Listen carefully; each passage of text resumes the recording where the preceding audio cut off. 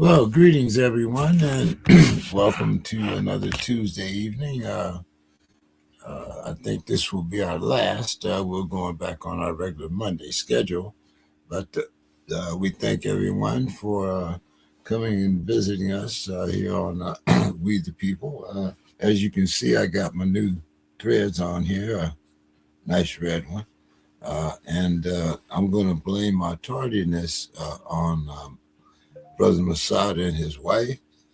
They brought me a pot of greens over here. I have greens and cornbread over here on my left. So, you know, hey, what can I say? Anyway, I see Brother Masada is here and Brother Derek. So, Brother Masada, how are you doing this evening? I'm doing really good. How are you doing? How's I'm everybody? doing. I'm doing fine. As I said, I'm blaming this my tardiness on you. So, hey, Hey, it's a good thing though. Hopefully we can get Brother Derek into some of this over here. I can't wait till you come out here, Brother Derek. Can't wait till we all bond more. What we're doing now though, I appreciate everyone. So thank everybody for being here. Yeah, and you're never late, Brother James. I was wondering. I said, maybe this is the 17th of March I'm supposed to be. You no, like clockwork, brother. You like Father Time. no. I was actually working on a venue I for. saw that email. I saw that email. You're Yeah. always working on something. Well, hey, we got one plot already, and I and see that. That's we're, beautiful. we're moving on. Tuesday, actually Thursday, we're going to look at another down in National City and see if we can get another plot going. So, you know, we're working for you, brother Derek. We're working, Yeah, I know you're doing that thing, brother. you know. So we got a visit this week by Ice Barbie herself, and Of and course, of course. and it kind of brings me to I'm looking at the cities that are particularly affected, and one of the reasons why I keep referring back to Minneapolis is because their politics is very similar to ours out here in San Diego. Um, we have, of course, Governor Newsom. Uh, that is more than likely going to throw his hat in the ring uh, come this next presidential election because he can't run out here anymore. He's finished his terms out here. So, and we also have a mayor that's under siege, Gloria, much like Fry in Minneapolis, and much like Tim Walz in Minnesota. So, Brother Derek, from the political standpoint here, is this really about the party or is it about the performance? You have a way of stating things, brother, that is, you know, let me draw this contrast for you. So out here, you know, since our our state, she's not the attorney general, Fonnie Willis, our prosecutor ran into some personal situations with the prosecutor that she hired, her lead prosecutor. So we didn't get to take him to court. You know, we booked him.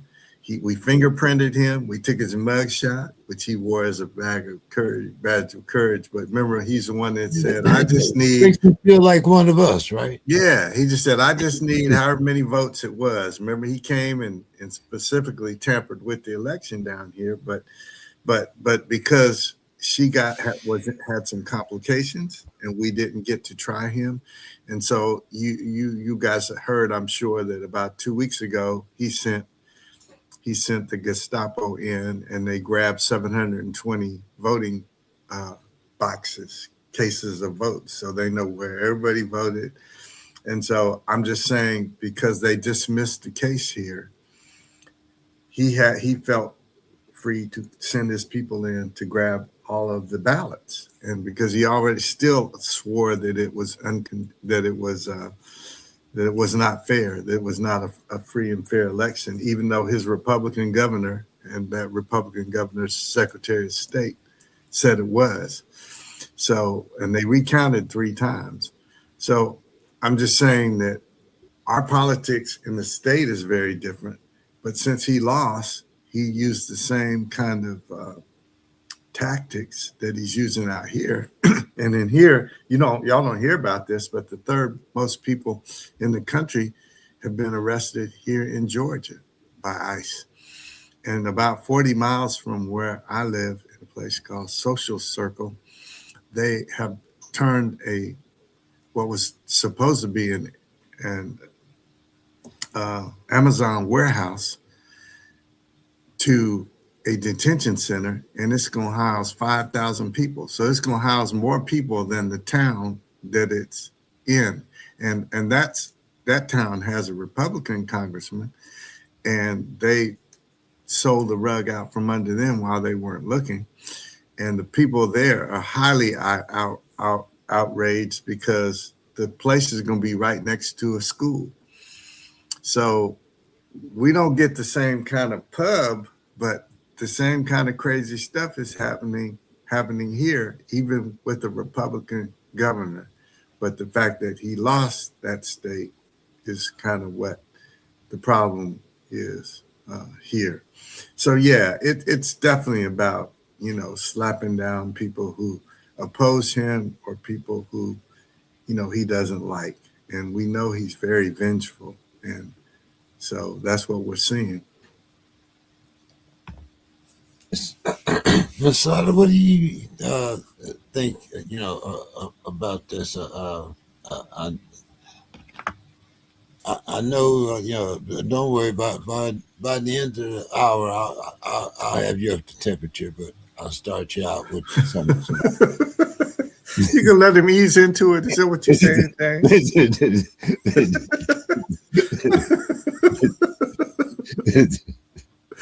We love you, brother. Do you?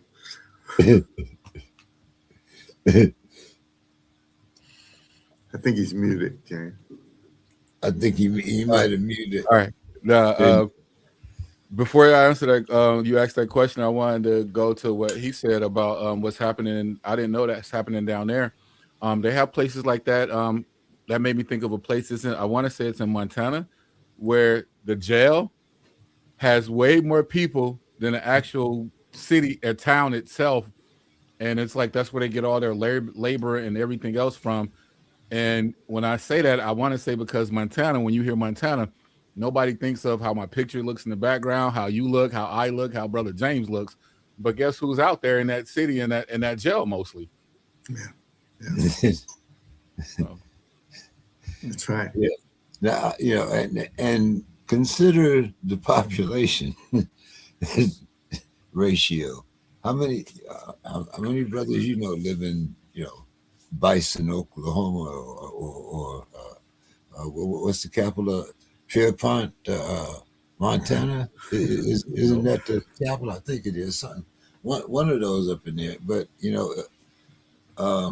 it's Montana State Trooper.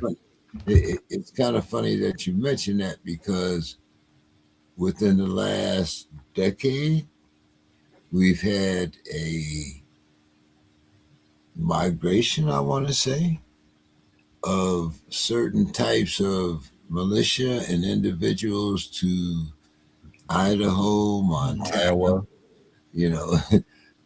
Places where that are rich in land, and you don't necessarily have to know who your next door neighbor is. Probably don't want to know some of them.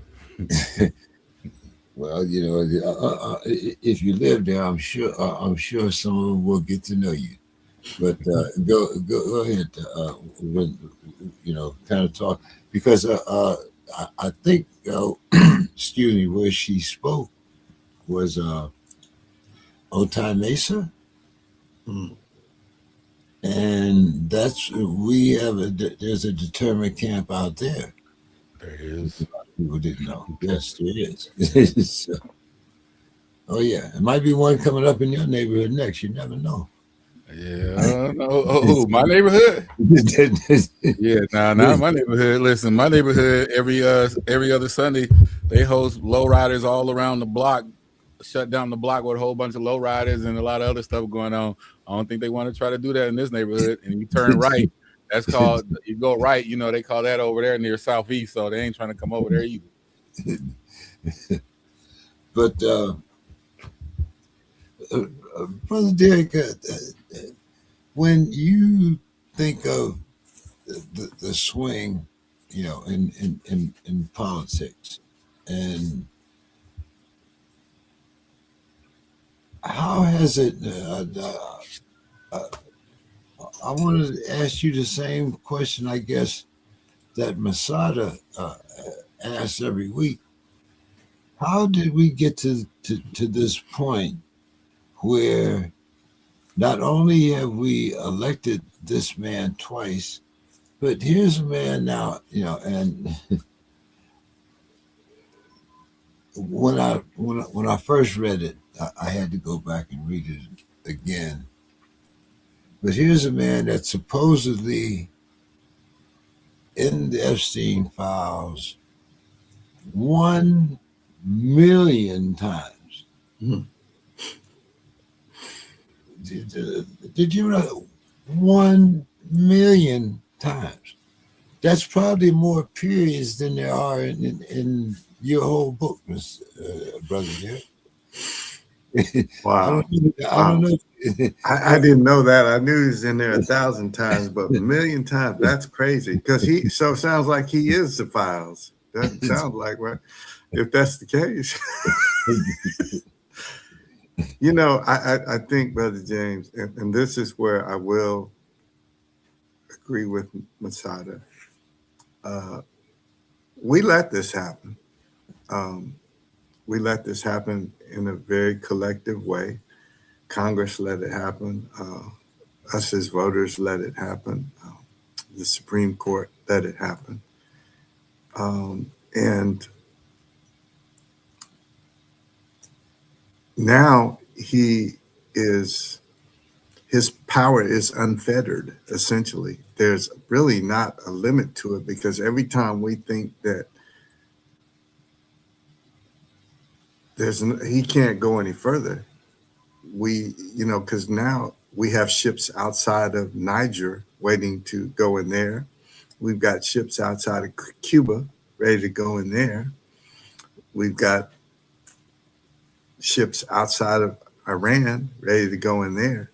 And so we want it. We're going to take it. And, we're not even pretending. We used to be, at least we could pretend to be the good guys. And now, so what can we say about what Putin is doing over in Ukraine? Because we're just doing, and the same thing is happening domestically, right? I mean, I don't know if you all saw now that they're starting to come up with, for some reason or another, we're seeing this. We're not seeing it, but somebody is seeing the footage when ICE is doing what ICE is doing, and they just have showed that they said that this one guy assaulted them, and they followed him in his house and beat him, and it said that wasn't what happened. And you saw the lady that they shot in the back 5 times, and they said she did something, and it showed she did not do that at all.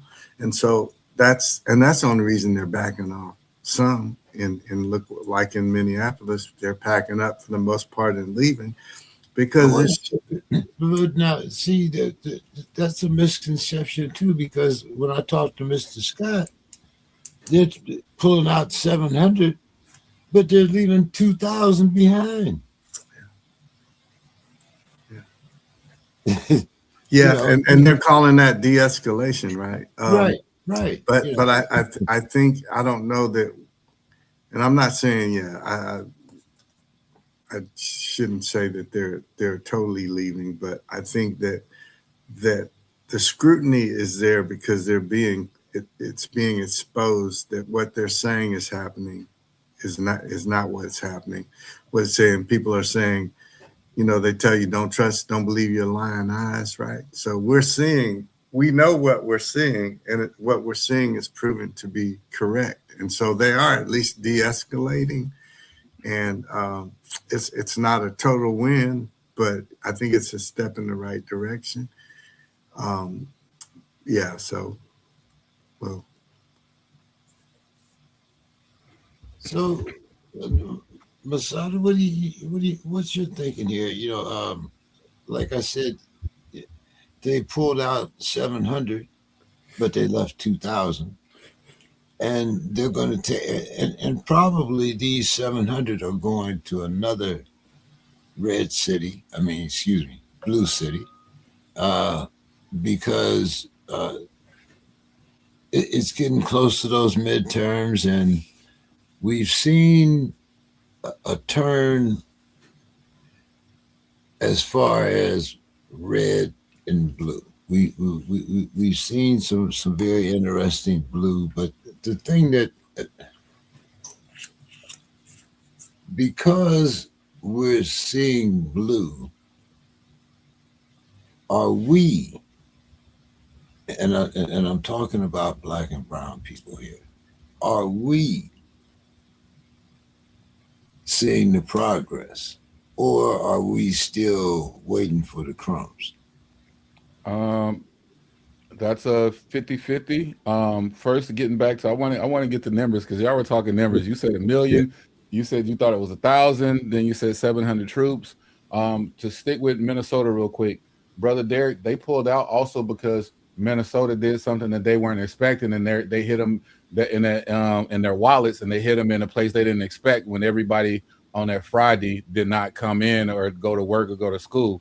When there's that many people, you can win without violence as well. When there's that many people banding together, they didn't they don't want Minnesota to be a catalyst like it was with George Floyd again. So that's why they're pulling out 700 and leaving 2,000. They're not doing it for any other reason, but they fear, and they fear us coming together, which why sometimes I try to talk calm because I want to get the message to everybody coming through. With the Democratic blue cities and everything getting more troops and more ice coming in, that's expected because Minnesota's showing the blueprint. Stick together, get together. It's been known. The blueprint's been known. Just like it's been known right now. I mean, it's a new phenomenon to people who are paying attention to ICE killing more than just black people now when they're doing it to brown people, when they're doing it to white people. The narrative you just read and just said to me, all I was thinking in my head, brother Derek, is they've been doing that to us for years. They in the last like 8 years, they changed the narrative all the time. Hands up, he had a gun. Oh, we thought he was a grown man. Oh, look at his record. Look at this. Look what he was doing. They'll show you one thing. They show you Fernando Castillo they with his daughter in the car. Oh, well, he was a threat. He had this. No, the dude was complying. Everything was all good. They've been doing that us, to us for years. I On Facebook, I have a homeboy I just saw. He black and Mexican, but he posted. He said, "Imagine you being hated so much that they hate you and want to kill you, but they like your culture, they like your food, they steal all your things." And he was like, "Fuck ICE," and I'm like, is everybody just now catching up to what they've been doing to us for years? And so now we have to talk like we've been doing for years about how everything they've done are doing it to everybody else. And now everybody's worried about it. Now everybody thinks America is a big bad criminal. America's been a big bad criminal. We've been doing things to Cuba. We've been doing things to Iraq. I remember I was a little kid confused at how we said they had weapons of mass destruction, and then they can get to come back on there and be like, when they found nothing. The numbers I wanted to talk about when I started, I want to talk about three black men. I don't care if you like them or not. Bill Cosby, Sean Combs, and Robert Kelly. are all in jail for something. I'm not even going to talk about these Epstein files, for something that this 47 whatever this whatever you want to call him, whatever he is to the American, whoever American people, because not me, I will never say that. He, and I'm not totally correct on this, but you can look it up.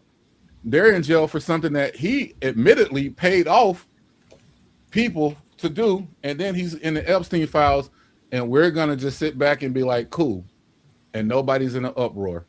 And so last week I thought about the conversation we had and how mad I was getting and all, and I asked myself this whole week, why do I get so mad? Why do I care so much? And I care so much because nobody else does, and I can't figure out how does nobody else care?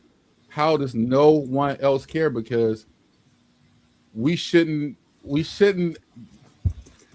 This person, I don't even know if they have degrees. I don't care if they do. All I know is they have a criminal record longer than a lot of people I know in jail right now. And they do a lot of elf boy stuff. I'm gonna keep it PG today. They do a lot of elf boy stuff or bhakti boy stuff, and we are allowing that. So it's at this point, I'm still passionate about it, but I'm a lot more sad at all of us because Minnesota, I'm bringing it back, y'all. Minnesota is the blueprint of what we can do. Because yes, we are growing, and not just Democratic, awakening wise or conscious wise, brown, black people, um, just more conscious people in general, people who are really aware of what being human is and what being humane is. We are waking up more and seeing it more. And on top of that, they're bringing more forces in because once you start seeing a little flame, you have to put that flame out or that little flicker out before it becomes that spark out before it could become something bigger. And I believe that's what they're trying to do. That's what he did when he first got in office. That's what he did his second time in office. He pardoned a lot of people, and then he scared a lot of other people in ways that I can't fathom, because what makes you so scared to not hold up to the oath you took to be a congressperson, to be a Supreme Court judge, so to be any type of leader and authoritarian that are supposed to be looking out for the people? We no longer have leaders that serve at all. And so, I won't rant that much tonight. That'll be the longest rant of the night, but we here. Brother Derek, why does enforcement intensify during political instability? Well, I believe that this president wants to invoke the Insurrection Act. I think he wants to crack down on us. He wants to be able to justify all the violence, all of the he's saying, well, they're out of control, and we have to get them under control, because remember, the whole premise was we're going to arrest all these robbers and thieves, right? Well, they've got some robbers and thieves, but they got a whole lot of people who are over here paying taxes, working hard every day, good citizens, doing everything right. Because hell, if you could just come and get the American robbers and thieves and stay as busy as you wanted to be, right?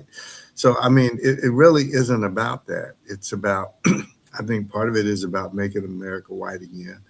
And I agree with you 100%, Masada. It's, they've been doing this for us since, Jesus was a baby, right? Since they hauled us over here. But they hadn't been doing it to white people like this. And to do it to white women too. I mean, that's the sacred cow right there. Absolutely. But you know what that was about? He wanted to go back on the gold standard, and that they weren't having that. Oh, it comes down to money. That's why they killed Dr. King. Because Cuba in the oil. Let's stop the Vietnam War. Let's have the redistribution of the wealth. But so I think that there's a reason that his approval rating is at 33% now, and it's all time low, and I don't think that's going to deter him, because he's still going to look for a way to steal the election. I mean, we kind of know that the blueprint is out there, and like you said, who has the balls to step in and stop him and challenge him? You say steal the election? The next 4 years he can't be elected, so he can't even be able to run. If I know politics, so there's no stealing. That would be something other. He's not. That would be something other. That wouldn't be stealing. That would be taking. If he enforces this insurrection act, can he override that, Well, brother well, Dean? I suppose might be. because even in the midst of war, we've always had elections. Now, guess what though? How many things have always been that we're seeing being broken now? I can't anymore say I said for so long, well, that can't happen. That can't happen. But I don't know that I can say that anymore with any That's why I'm confidence. mad though. I am mad because of that reason, because everybody's old argument used to be that's the way things were done. We can't Yeah, do this, we can't do yeah, this. We're gonna go by the rules. They always use the Constitution, they always use the amendments, they always use all kind of crazy, right? They use it, and then now all of that flies out the window. So yeah, where are all the good people saying, yeah. you know what, hold on, you're doing this wrong. We're going to do this the right way. And if y'all want to take it there, we're going to have to do it this way. And nobody's stepping up. Nobody is stepping up. Everybody's cowering out. I made a point. I was talking with somebody, and this is how I wanted to phrase it.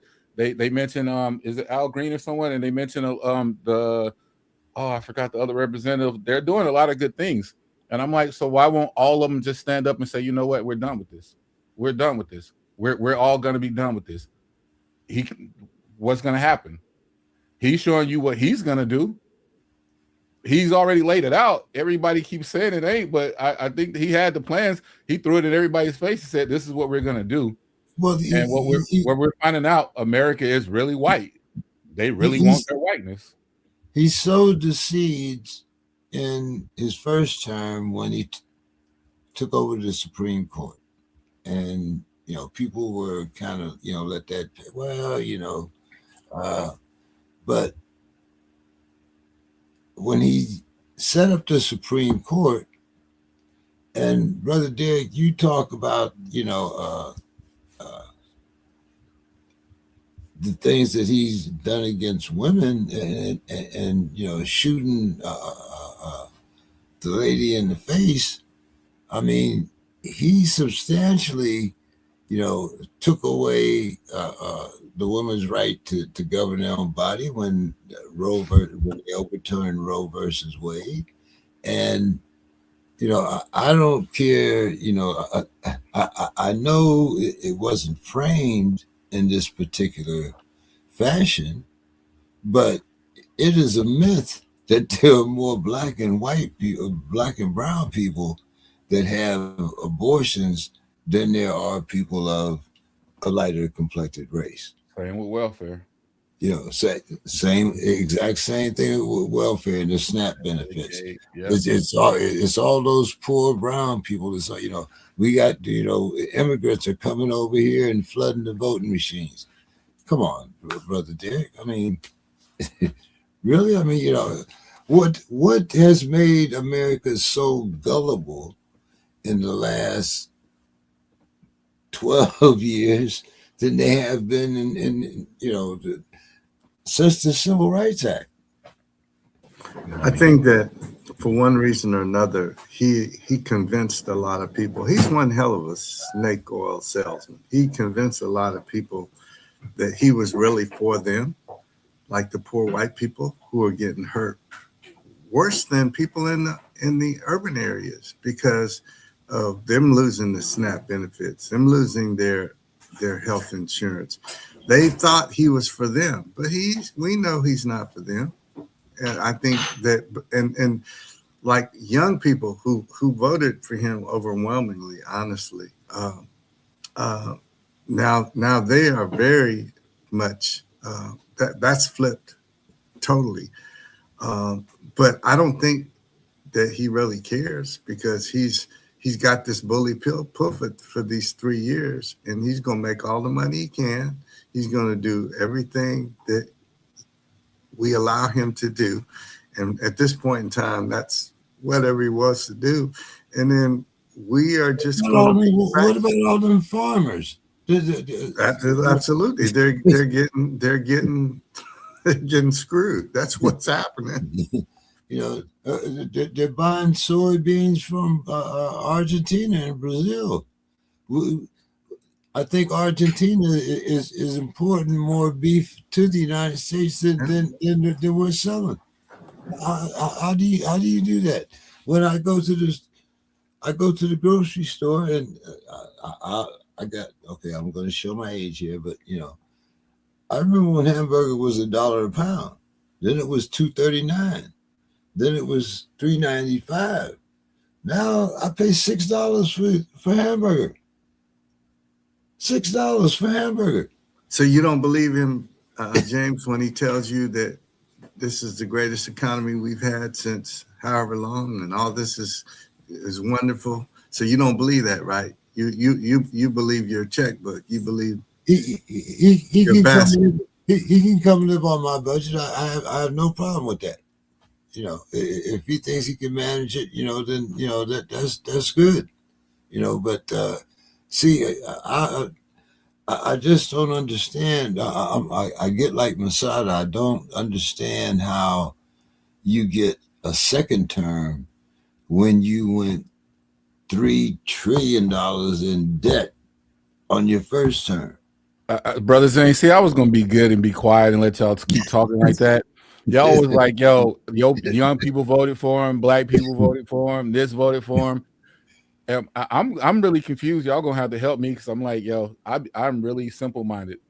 The first time I believe they said that we want him to win, we're gonna make him win because the popularity vote, like her or not, I believe Hillary won, but the United States of America, white men said we are not letting a white woman, a white person, a white person, right? A white woman, we're not letting a woman win and be a president. And so the second time come up, Biden on his bullshit, and I said I wasn't gonna cuss, but I have to say what Biden was on. He was on his bullshit. He could have dropped out. He could have not ran and gave her a better chance instead of dropping out at the end. He know his old ass wasn't gonna win. You fell on your bicycle. You fell just standing up. Nobody was voting for you just to stay there. And I'm not being disrespectful. I'm just telling you real facts. It sounds disrespectful, but just like the truth sounds always effed up. So when y'all say this time, how did we get him reelected when he was in trillions in debts, Brother James? We didn't. The system did what the system does. It ran who it wanted to run and did what it was supposed to do.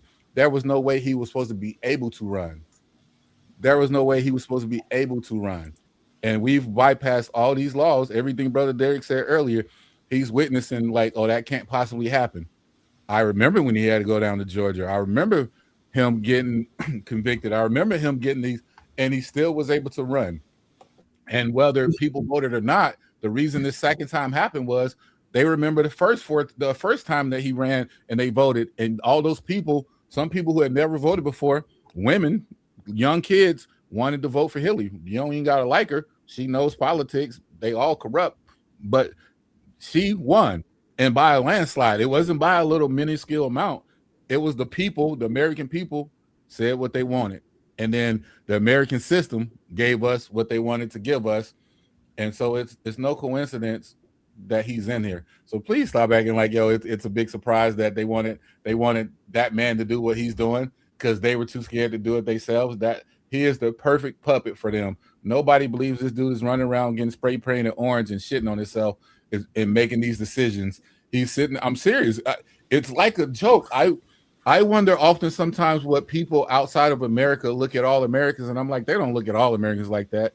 But what is going on is like Cuba. We're taking oil from them, not giving them gas. Anytime I've seen any other country stand up and say this is who we want to run it, America comes in and says this is who we want to run it. So what are we talking about here still? But well, once again, it's like we've given control because, as you said, okay, Hillary won the popular election. She lost the electoral college. Same, pretty much the same thing here. But I think it has uh, America has gender phobia. As far as even though we have numerous countries that have had various women presidents, India, Mexico now. yeah, and she's more educated than he is, but that's And another she's sending conversation. Cuba aid and saying F America. We're gonna send Cuba aid, tariff us if you want. Yeah, I mean, but I respect her. but brother Derek, our political system. Now, you've been in close to 5 administrations, and you kind of watched the deterioration from the inside out. What do you? What was the first symptom that you saw? Um, well, I say with this administration, because I mean, everybody sees it differently, but the animal that we had before, I recognize that animal. This animal is something we haven't seen in our lifetimes, and I think that the very first thing that they told our office to do when he was elected was to go and develop a relationship with ALEC. Now, ALEC is the group, that's the ultra conservative group. They're the ones that created the design Stand Your Ground.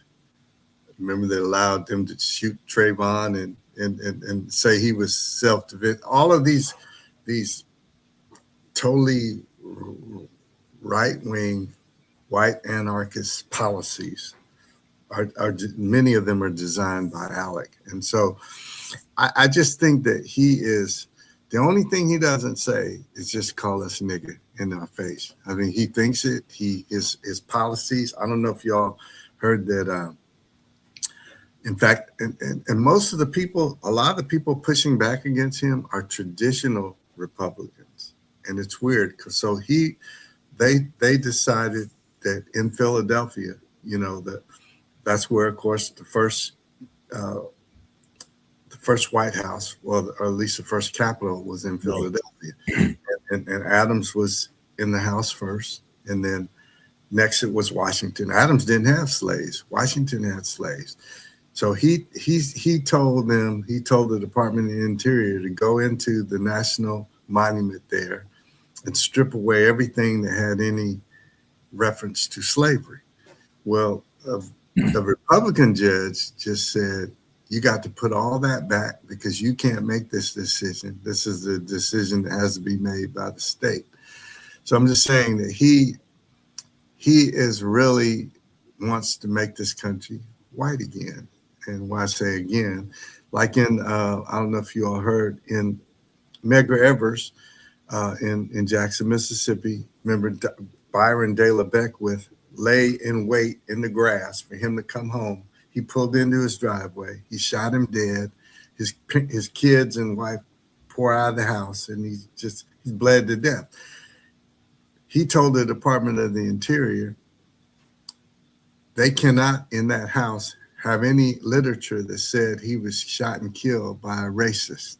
They said you got to take that out. So I mean, come on now.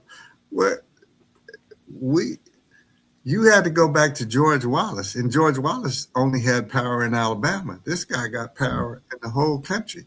So I'm just saying it's just a straight out assault on black excellence, black history, and it's the same thing with the brown people, right? And quite honestly, the next thing it'll be is the Asian folk. But the fact that he uh, goes after, we haven't had a president. Well, even it wasn't even the president. The closest thing I can think to this is Kent State and the Students for the Democratic Society when in Chicago. Remember when but they weren't killing them; they were brutalizing them. Brother Derek, does anybody know where Obama's picture is? We know where it's What, not, right? what, We know what, where it's not. I don't know. what about We talk about the picture of him as an ape, or the picture of his presidential portrait. Which one we maybe talking about? it's more Or likely that he would have the latter than the That's former. right. That's But right.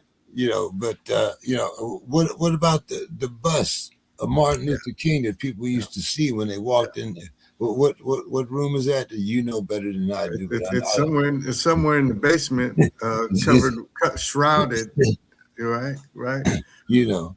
So I mean, it's no, the man has no, I mean, he if somebody shows you who they are, yeah, Leave them. yeah. I mean, he wants to take away was it the slave museum because slavery wasn't that bad. Yeah, yeah, yeah, You yeah. know, it taught you social skills.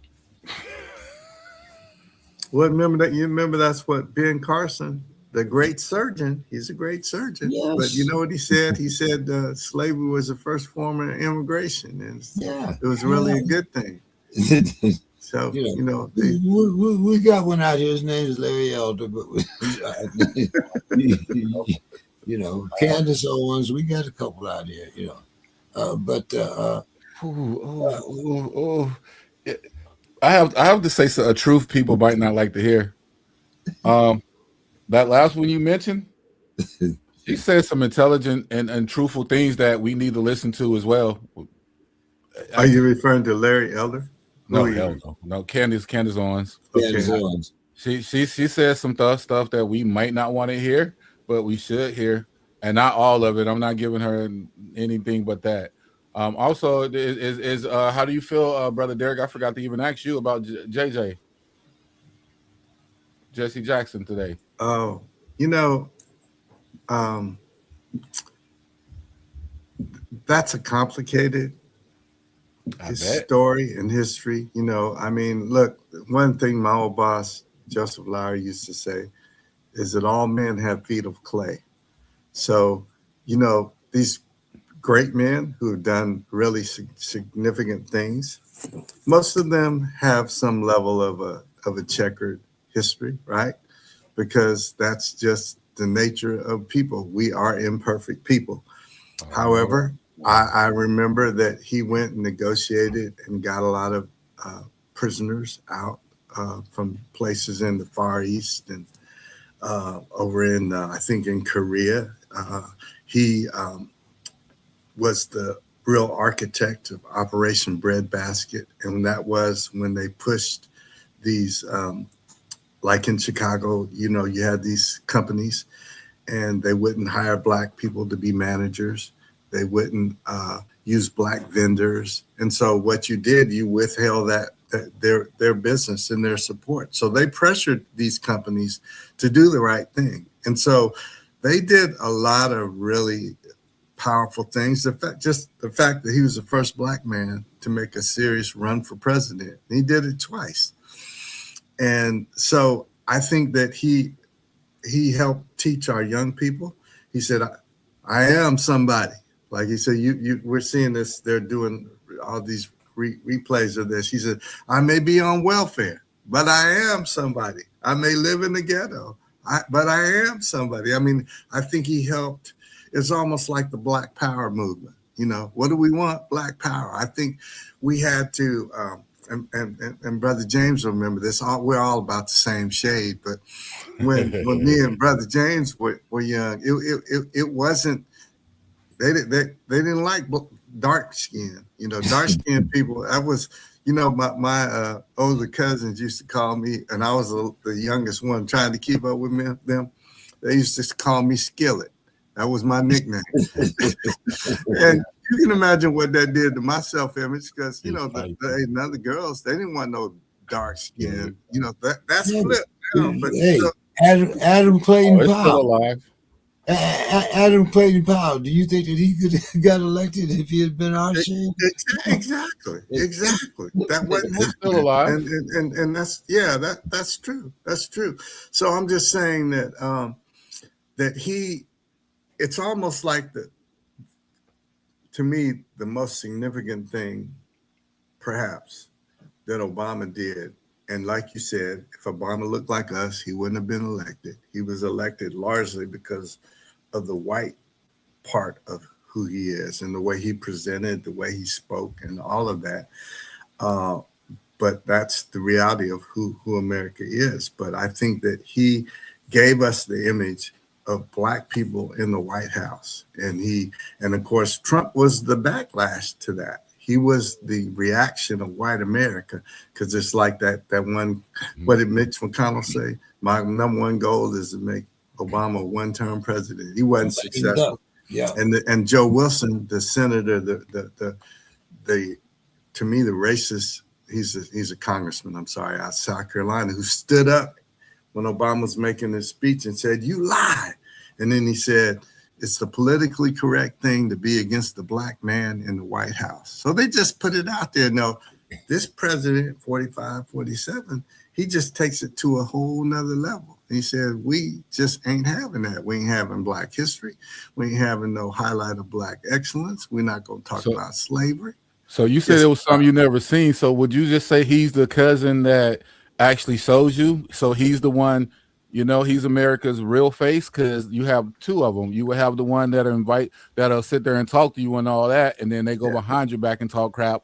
And then you're from the South where I'm at. I'm from the South. I live in California, but I'm from Mississippi. I'm from Georgia, Alabama, Louisiana, all that, where they will tell you. And people were like, "You like that?" And I was like, "Yeah, because I know Jim Bob over there. Tell me, boy, I don't like you. Fuck you." And I'll tell him the same thing. They'll be real with you. Yeah. Yeah. You're not smile in your face and all the time. They want to take your place, right? So are we, because we keep focusing on just one man, and we know that the American is a corporation, is a system, supposed to be a democracy. I can't even say it without laughing.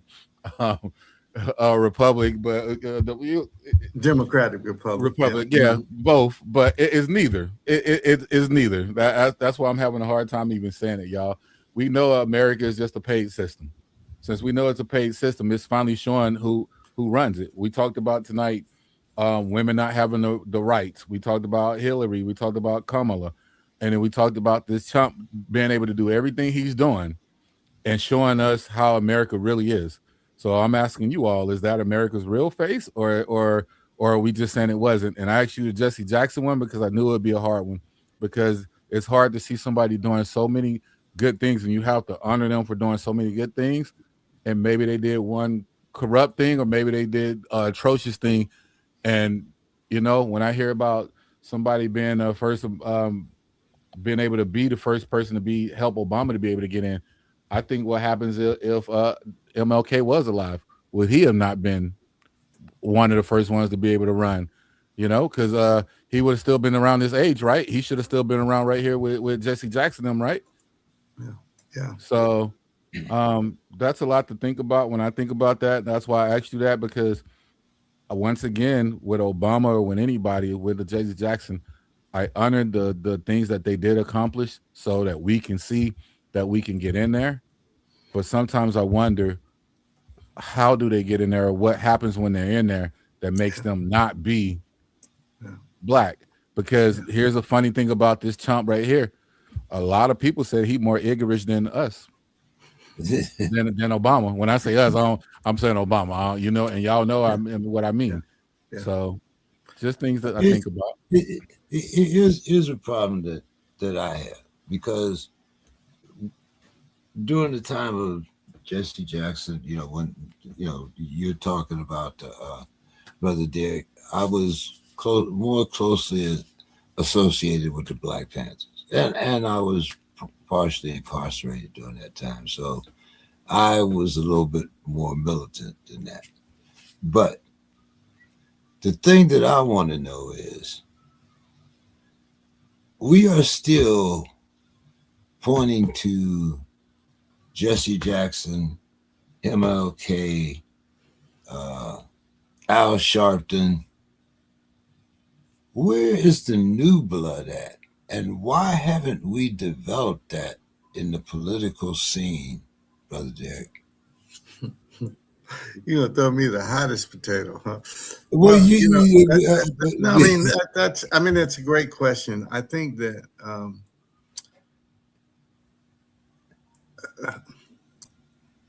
when I think particularly about Malcolm X and Martin Luther King, Medgar Evers, we could name a few. These people, quite honestly, were willing to die for the cause, for the advancement of our people. Martin Luther King and Malcolm X, both of them died with nothing.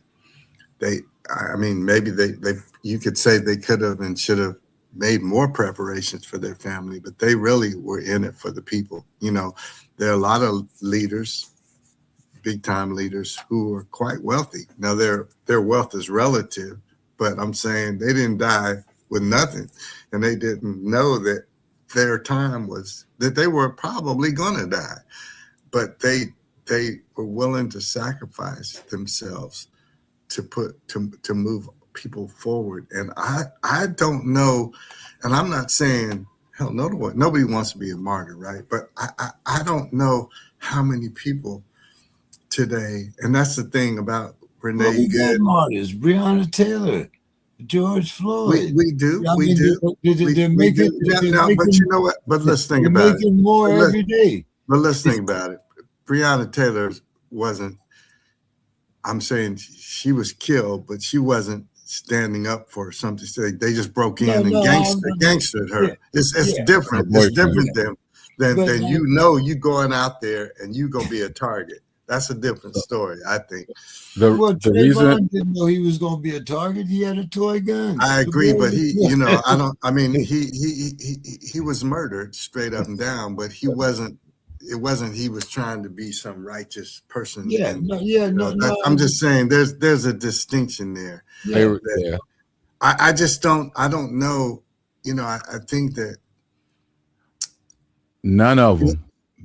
I'll answer it. The reason I can answer none of them, because I think of this. What would MLK be alive today if Obama got elected? What would his conversation be with Obama of what he would tell Obama what Obama should do or need to do for the people? Because he had the most power out of any black man ever. Correct? Am I? Because we can say Malcolm Martin, Al Sharpton, Jesse Jackson, all these, whoever we want to say. The person who had the most power out of all black men in history that we celebrated is the number 44, right?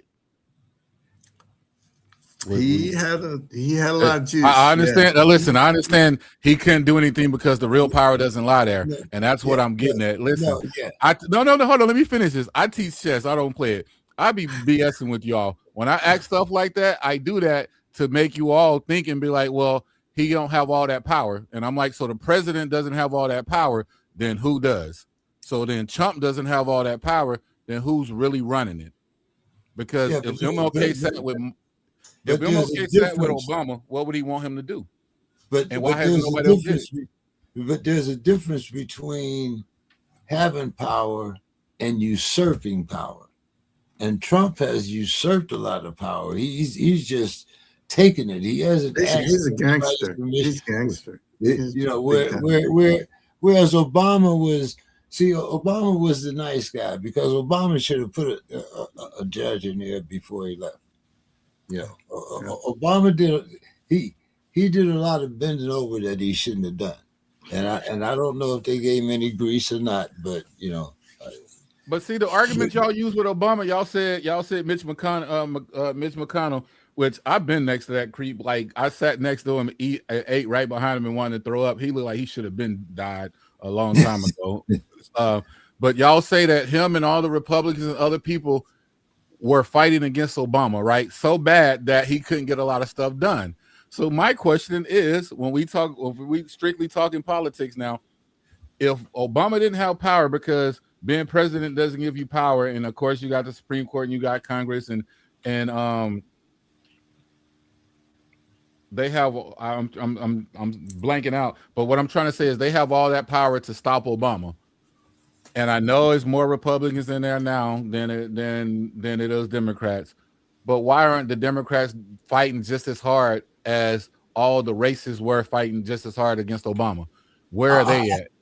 I think the Democrats are fighting, but they don't.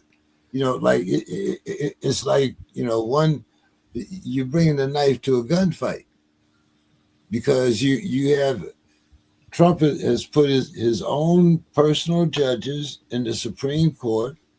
He's made sure that he controls all of the money, and he makes sure that his party stands behind him no matter what.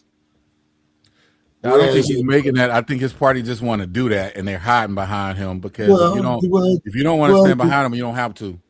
No, you don't have to, but then again, here's a man that, and you and I both know, being in the military.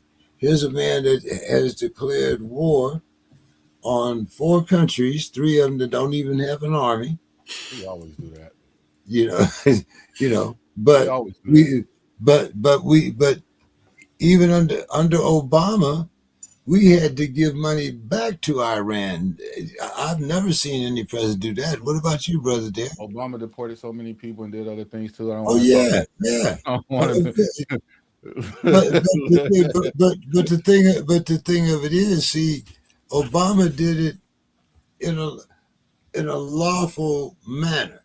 He didn't have ICE running through the streets. He didn't have these different. But we keep saying it's Trump. He was a Democrat, then he went to Republican, and Yes, everybody backs him yes. because of the money. That's all it is. So it's They, not him. It's the I weak ass think I think they party. I think they backed him, as Brother Derek said earlier, as a backlash to Obama. Oh, we know that. There's no thought. We know that.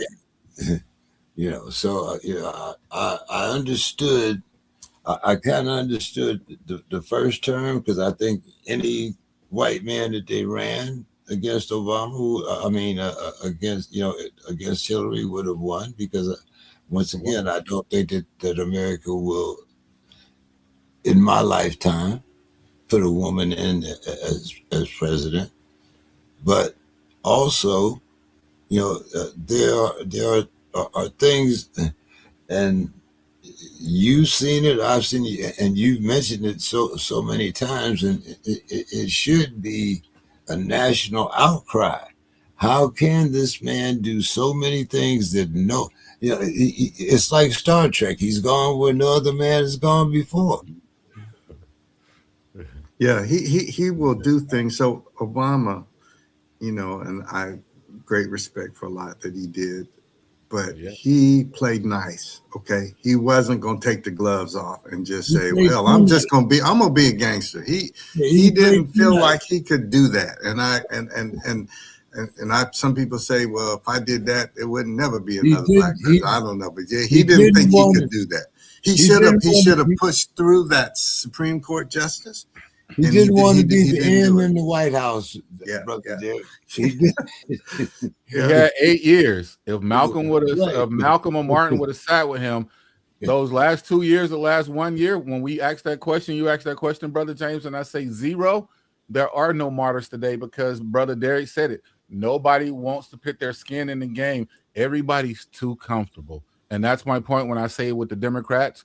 If y'all ever hear me, Democratic people, the Congress, the House, everybody, representatives, y'all know what it is. Even the Republicans, they know. They are. It's not that he's bullying everybody.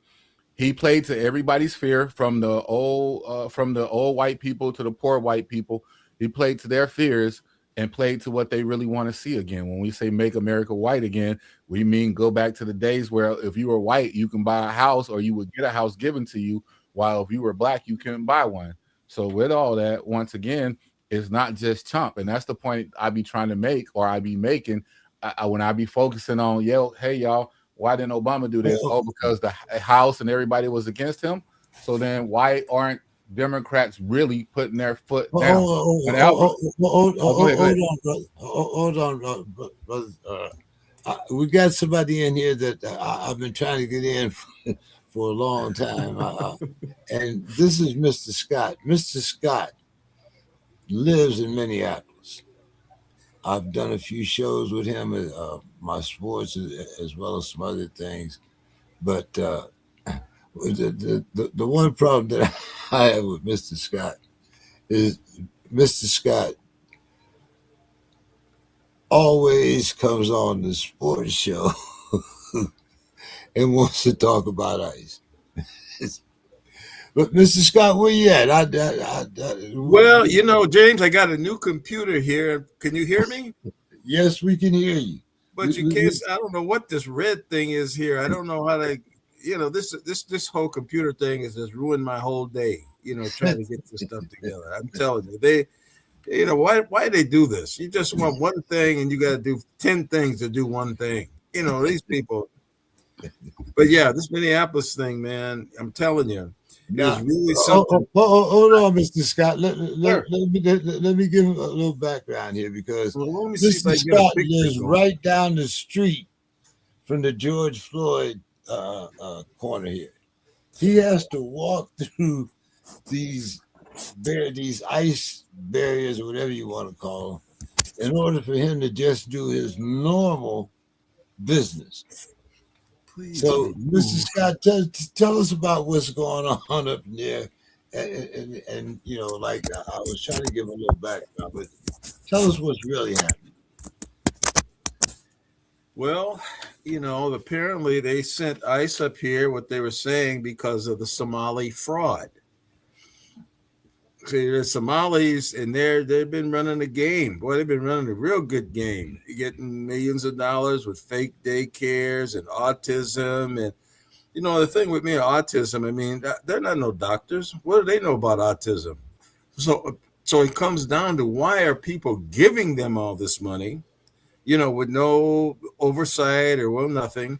But then ICE supposedly comes here under that premise. But now 2 white folks then got shot by ICE. See, so this whole game, this whole deck, from what I see, has been changed. And I'm telling you, they have been running around through this city. They had 3,000 of these ICE here. We have 500 police in the city.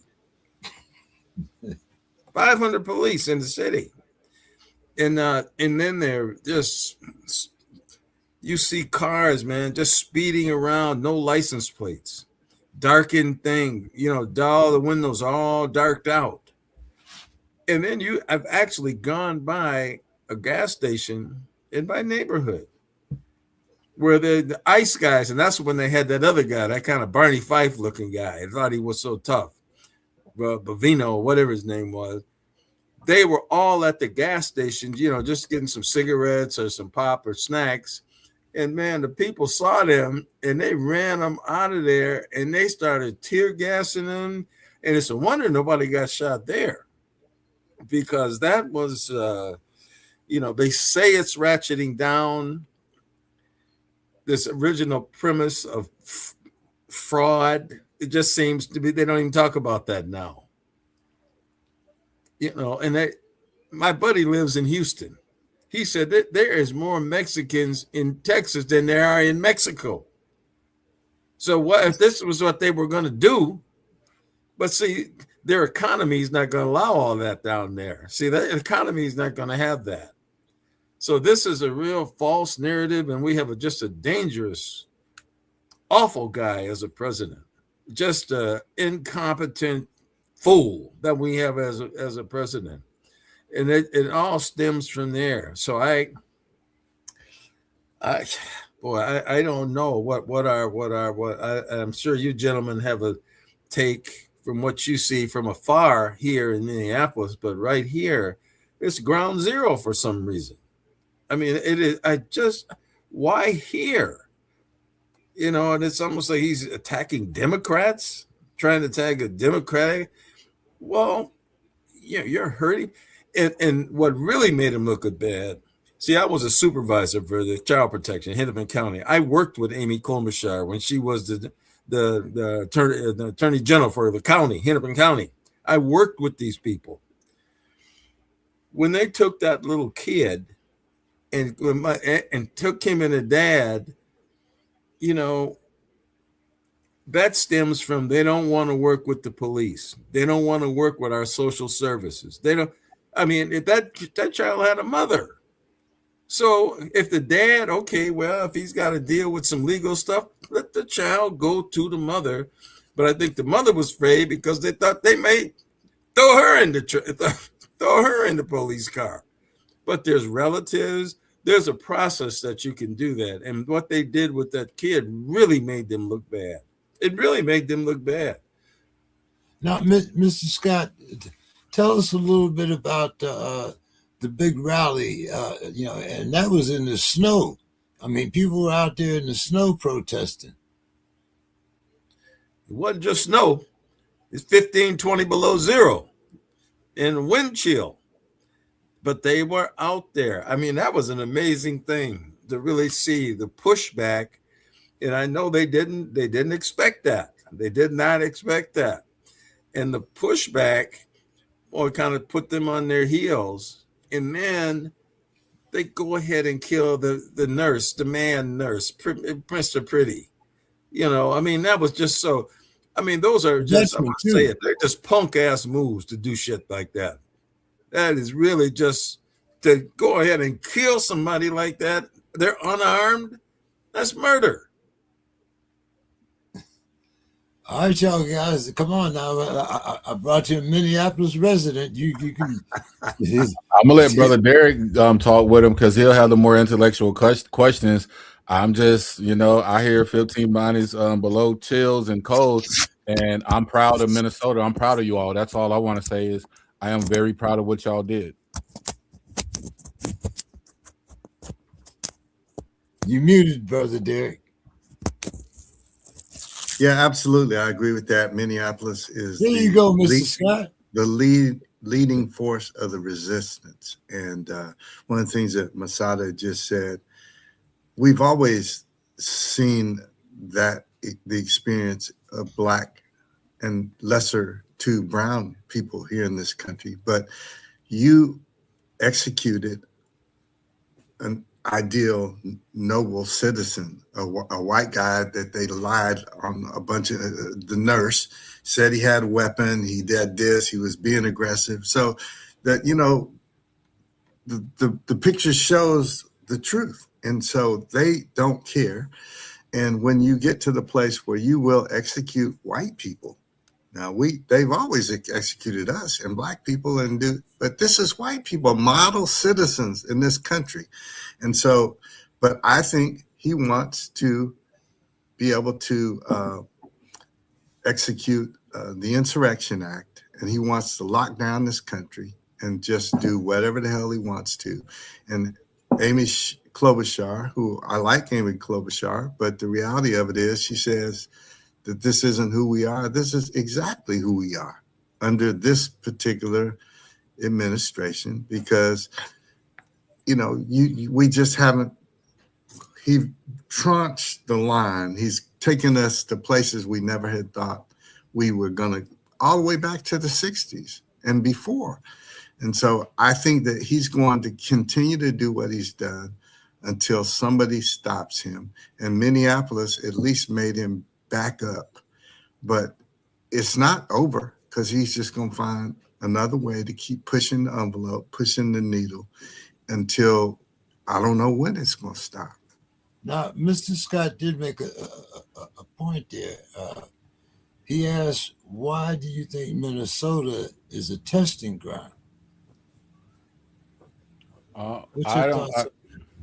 I believe it's that because of what he talked about with all the Somalian power. It was from what I understand, and this comes from you, Brother James, and some research on it. They're one of the main. They're in their state. That's one of the main places where we have the most power. When I say we, people of color have the most power in the political game. Correct?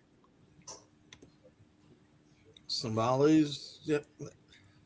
I'm just saying for skin. I'm saying for skin tone. I'm not saying for. Okay. I'm saying other than white people. If you want me to be blunt, other than Caucasian American white people, that's who correct. So if I was in war and I was looking at that, and I'm a white man, because I'm getting orders from my great grandfather to take them back. Boy, y'all don't let this country get slipped into something different. I'm gonna go out to where they have the most power because that's what happens there. That whole state can become super blue. That whole place can do. Minnesota is the blueprint right now. And I keep telling everybody, watch it. It's the blueprint. They didn't just pull back because of all of that. They pulled back because their money, their economic system, they pulled back because the people were getting together. They pulled back because they did F up when they killed the white woman or the fair-skinned Mexican woman or the white guy and all of the nurse. And that's why it's Minnesota. That's the only reason. I can't think of any other state that has more political power for persons of color. Yeah, to be able to focus on the Somalis, because it's like calling the Latinos rapists and thieves. He said they don't have no business being over here. They're grifting. They're taking all this money. They're doing this and that. And I bet you find 5-7% of graft in the people that are really doing the wrong thing with the money.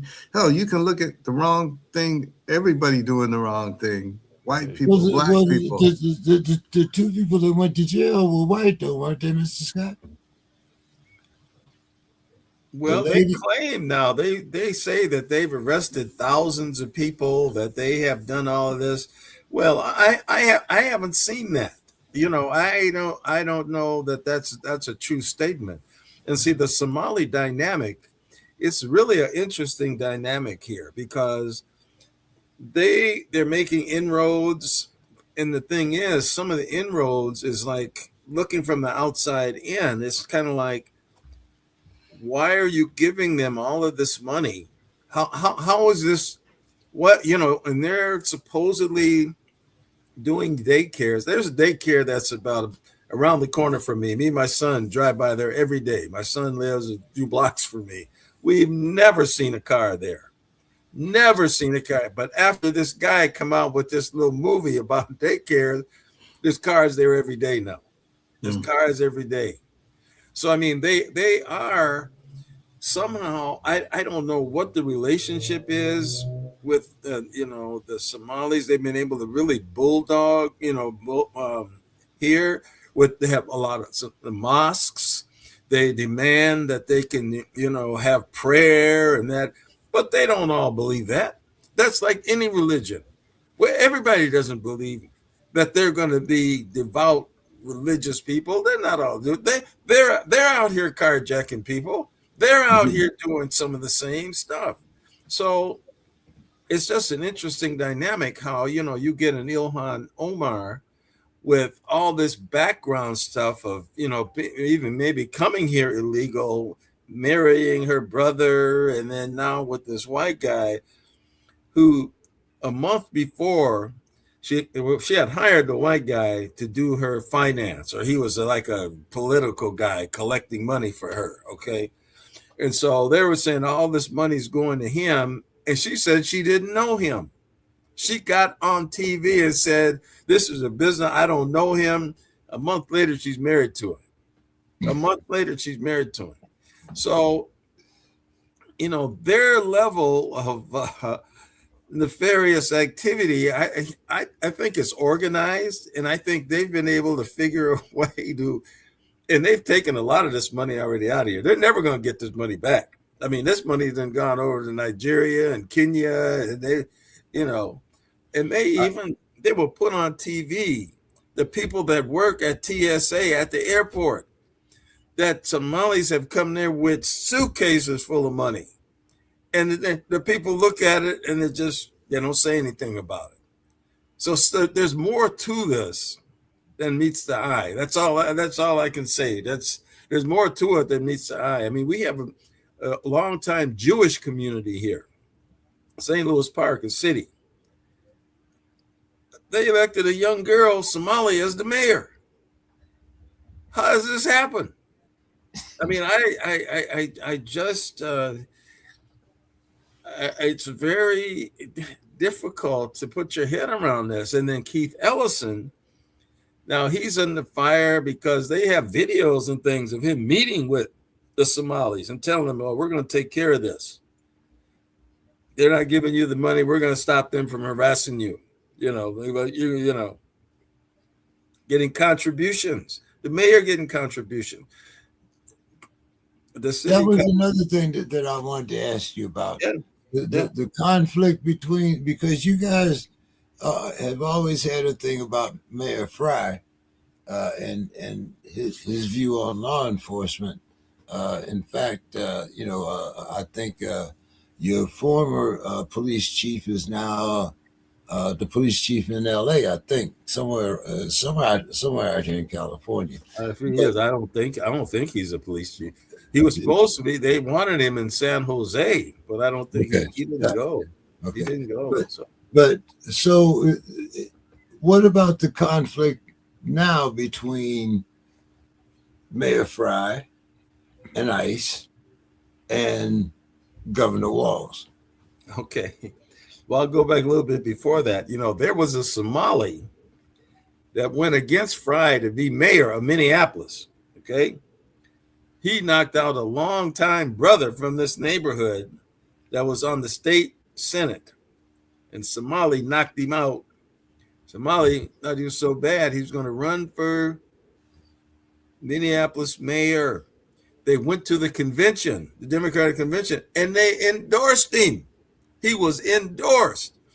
And then Fry, and then people said, no, this is a farce because all these votes and all this stuff is we don't know where they're coming from. So they took away the endorsement. And then what Fry did, see, the Somalis, they have a clan mentality. And see, they brought all that over here. And they got rival type clans. And some of them supported Omar Fattah to be mayor. And then what Fry did is he learned Somali and went to the Somali things, and he was dancing with the Somalis and he was speaking Somali. So he was able to split their vote. And he got a lot of the votes from Somalis from the other clan. And that's how he won. So as far as him in ICE, just think if Omar Fattah had been mayor, and it was a very close race. Just think if a Somali had been mayor during all of this. Just think about that. It was this close to that happening. And this whole thing of not cooperating with, you're not going to cooperate from a certain standpoint, but there has to be some law and order. There has to be, you cannot, they're acting like slave catchers, basically. This is what they're acting like. They picked up a Mexican guy and they rammed his car and everything because he was suspected of being an illegal. Suspected. See, that's just a slave catcher type bullshit. Mr. Scott, we seen it got on your nerve tonight. Yeah, all this computer foolishness and all this stuff. I'm telling you, it's just, Yeah, I wanted my brothers to hear about it because I keep telling them about what's happening up there, and no better than to hear it from somebody that actually lives there. Now, can you kind of tell us, because I know that it seems like there was one atmosphere when we were talking about George Floyd and the memorial and all of that, but now it seems like there's a whole different atmosphere as far as this ICE situation. It seems like you're more united against ICE than you are divided against George Floyd. Well, just observing, I think the Floyd situation, I believe, there was a lot of people that came up here to try to benefit from that. See, I don't believe that this was all the Minneapolis people, the neighbors that was going into Target. They went into Target and took the safe out. They went in and got the safe out of the Target store. Not only that, but across the street was the police station that they burned down. They ran the police out of the station. And the police was trying to because police have all kinds of serious weapons in these stations. So they had to run out and try to get those weapons out of there and get the hell out of Dodge. So that was a whole different thing with the George Floyd thing. I think it was really, there were people here from, I saw all kind of license plates, all kind of people driving wrong ways on streets that if you're from here, these streets been one way several for years. You were not going to be driving up there. So, but this one, I think people have just kind of had enough of all of this stuff. And they've kind of just said, we just don't want any more of this in this city. And but I'm thankful that this all happened in 20 below zero, because if this had been in the summertime again, like the George Floyd thing, I really don't know. But and they have left the George Floyd site. Oh, it's just terrible over there. People are just hanging out, building fires, and there's that store on the corner where George Floyd went into. That's been problematic for years. It's problematic for years. It was all kind of stuff going on there, and they have the nerve to call the police because the man they said had a $20 bill. I mean, that whole thing, the way and when you watch the film of it, when that officer, he walks in the store and the guy said, "Oh yeah, there he is. That guy had a $20 bill," and the police walk over there, pound on George's door and say, "Get out of here, get out of here!" And George said, "Wait, what did I do? What?" They didn't treat him like a person. They didn't treat him. They started cussing at him, dragged him out of the car. I mean, a $20 bill that was fake, supposedly. I mean, so that was a whole different thing because everybody saw that when that girl Daniela Fraser filmed that. I saw it on Facebook. I happened to be on there and seeing it live, and I said, "Man, they killed that man right there in front of everybody." So that in this one, I think the people have just kind of had enough.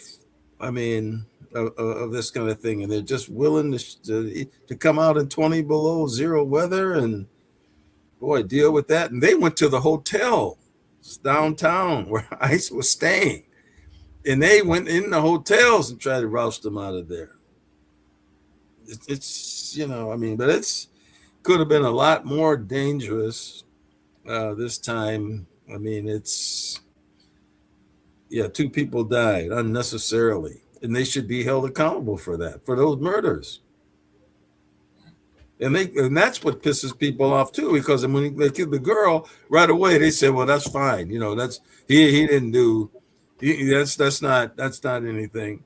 And that was just a pure murder. She was just talking to the guy and drove off, and she shot him, shot her in the head.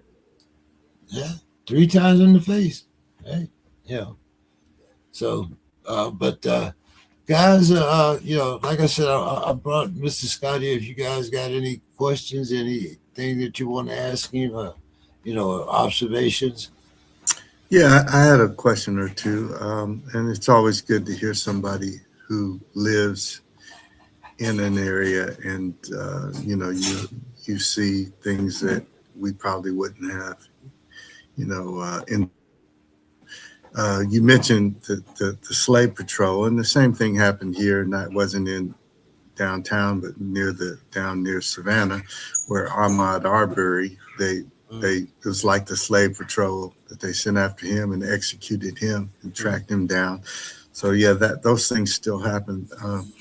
This is my question. I'm curious as to why you believe that there is such fervent support for a good bit of the white community in support of the Somali community there in Minneapolis, because they put it all on the line, a lot of them, and they risk life and limb for them. So how would you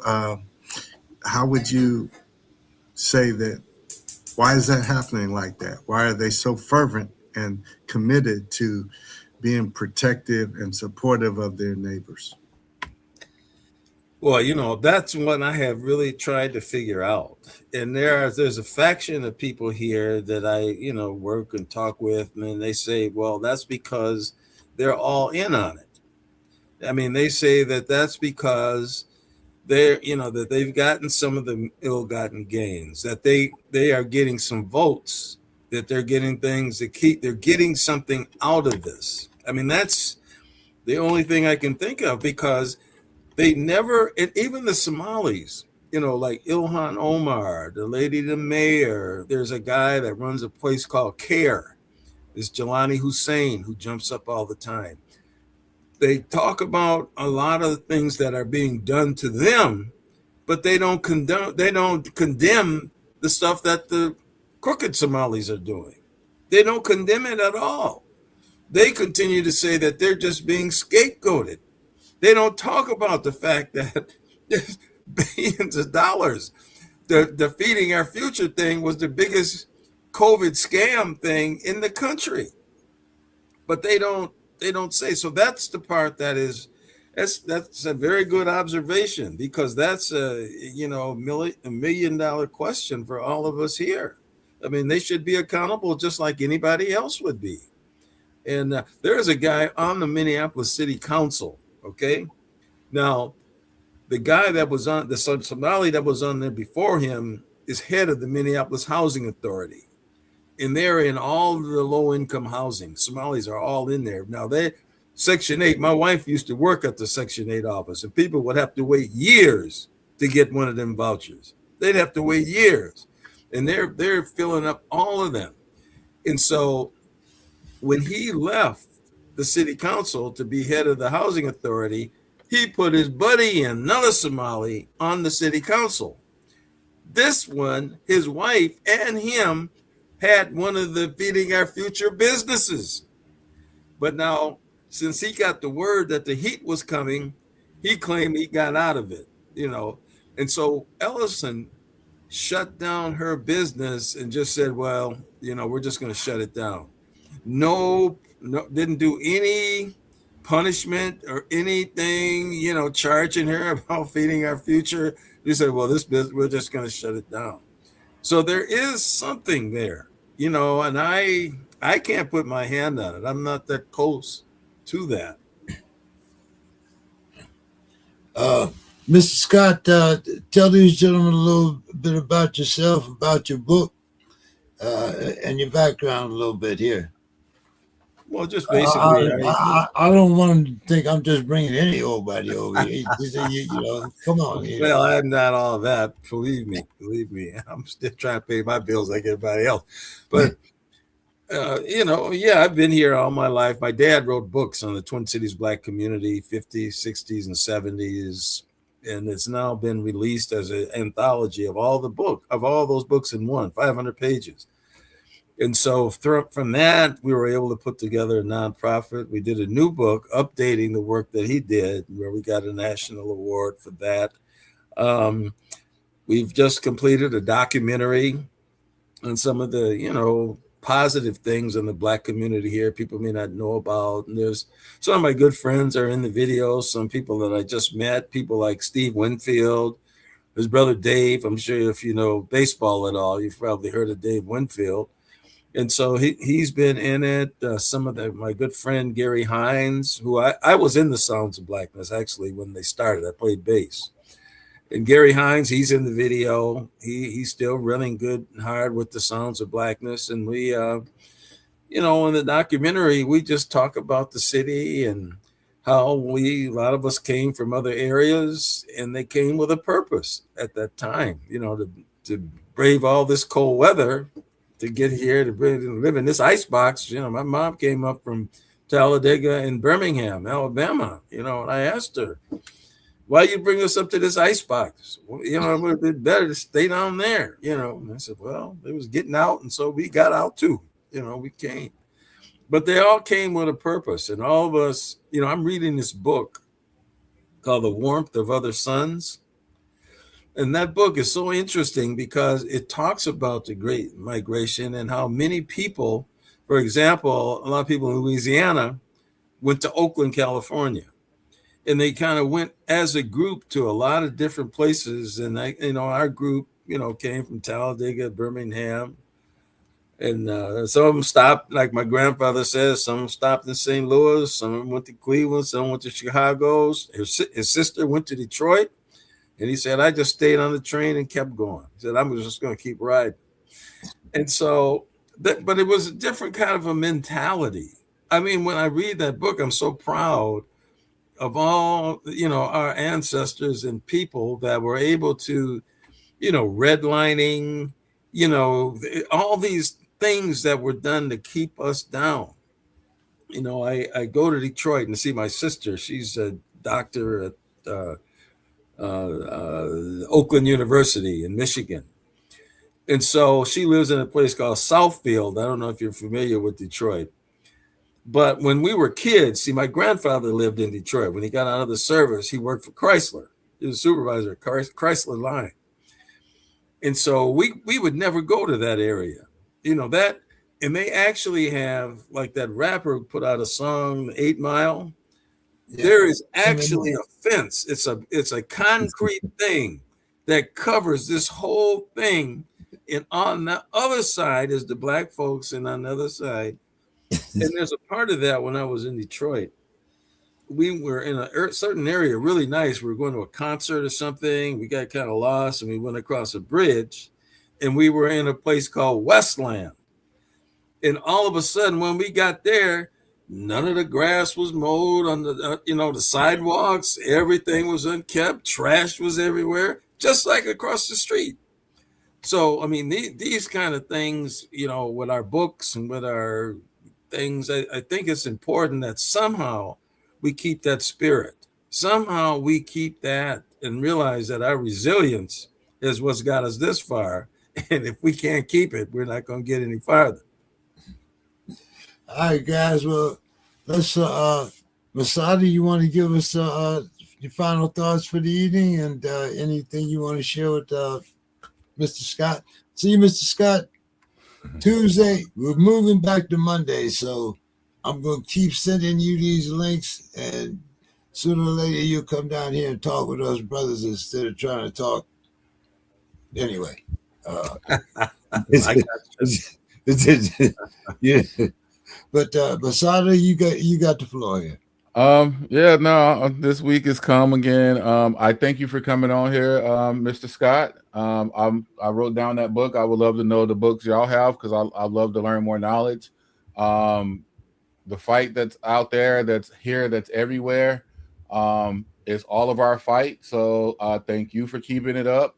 Thank you for being here and talking with us. Come over here more or something though, and really get into it to where we can talk about some things, because I want to know later on about the Somalian community and how they are with us, because I kept hearing this distinction between the Black community and the Somalian community, and for me that kind of hurts my heart, because it always hurts my heart when Africans or Americans, Black Americans, say we're Black and they say they're African and all that. When you say your ancestors, my ancestors, our ancestors, I honor and love everybody that look like us, because I know they go through it as well.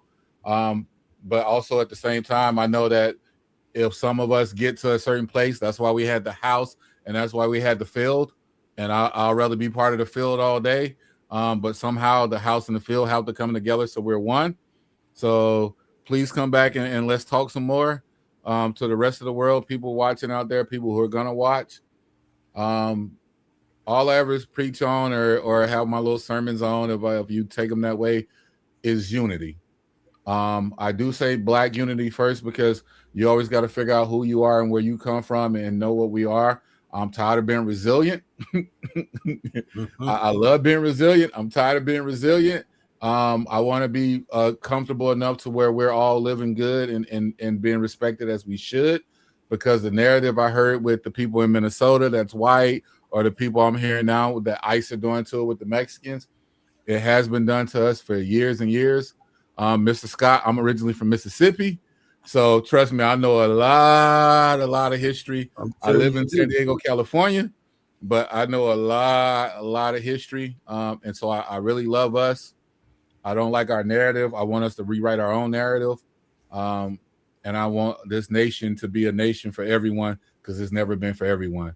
So that's all I want. Peace, light, and love to everybody. Thank you, Brother Derek, for joining us. Thank you, Brother James, for putting me around this amount of not only educated but humble and respectful brothers. This is something good. I feel like it's a good place and a good space, and we can grow from this. So thank everybody for listening, and Brother Derek or someone else can take the floor. Brother Derek, your final thoughts for the evening.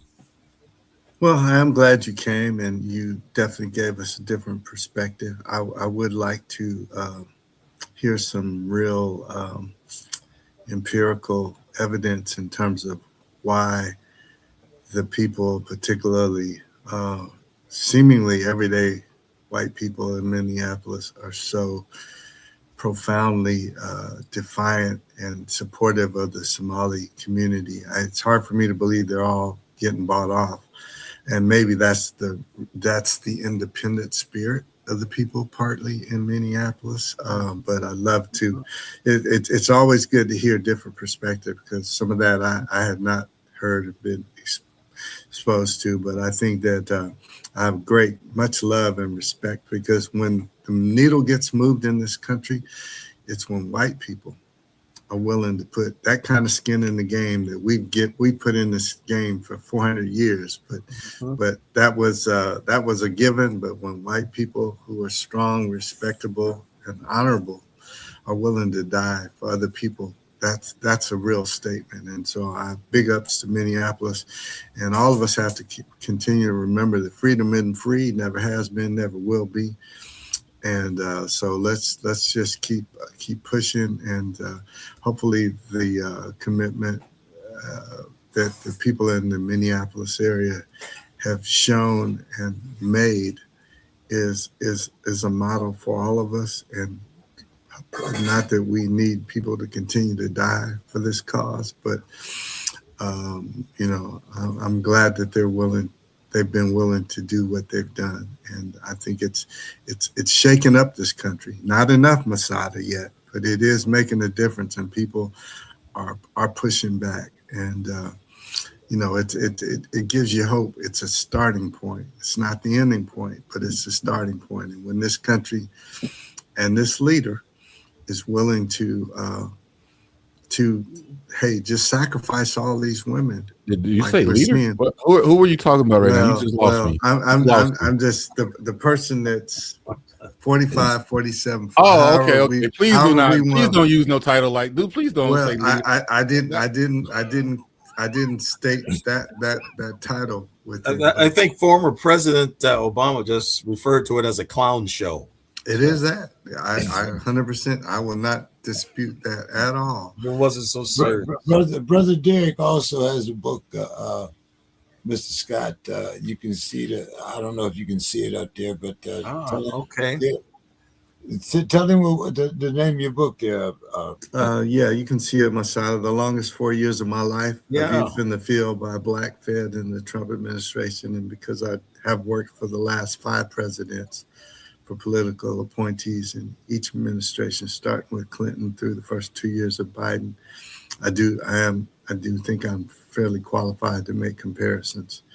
And prior to that, I worked for Dr. King's organization, and my first book is about the people that committed and sacrificed and gave so much towards the passage of the Civil Rights Act of '64 and the Voting Rights Act of '65. So I think there's a real through line to what we sacrificed and what we invested to what's now being clawed back and taken away from us. And so, there's a lot at stake here, and we just have to stay vigilant. But I'm glad you were able to join us today.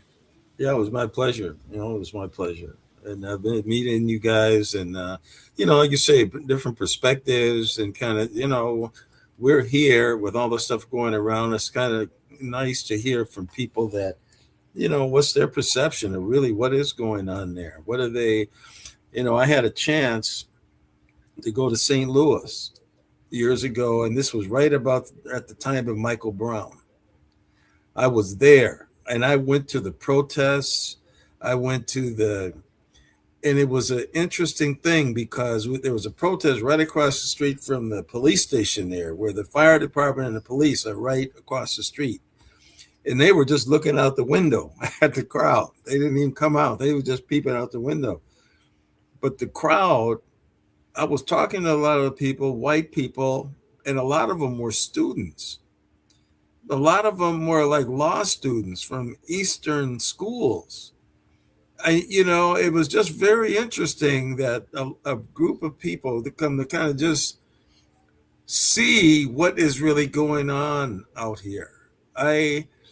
That part really threw me when I went there, and I went back to St. Louis, maybe a couple of years ago, and where they had devastated the area. That was like, it was a smaller area in Ferguson, but it was all gone. it was all, the girl that was taking me around was so upset. She said, "Why'd they burn down the best rib joint in St. Louis?" And the whole, it was just burn everything. But when I went back, when she took me back there, and you would have never known all this stuff was tore up. Now, not to say that we can put that down, but I think somehow we have to use these things to keep strengthening us to like the 38th in Chicago is worse than it was, the same. It's just continuing to just languish, and the neighbors, the police don't go through there, your public transportation doesn't go through there. If you want to go to work, if you want to, your routine is all messed up. I mean, somehow these things we have to say, and I think it's a good start here when we see that how people are banding together to stick together and to show that we've pretty much had enough of this stuff, and that the generation, hopefully for the kids, the young kids, boy, this is what it's all about. And we have to be that example. So yeah, I was glad to be able to join you guys, and hope we can continue this discussion. Yes, sir. Well, everybody have a good night, and I know I kept you guys a little longer than I usually do, but we enjoyed having you, Mr. Scott, and hopefully I'll keep sending you a link and you'll keep joining us. So have a great night, everyone, and we'll talk to you next week. Well, thanks a lot. I'll be looking for that book too. I wrote it down.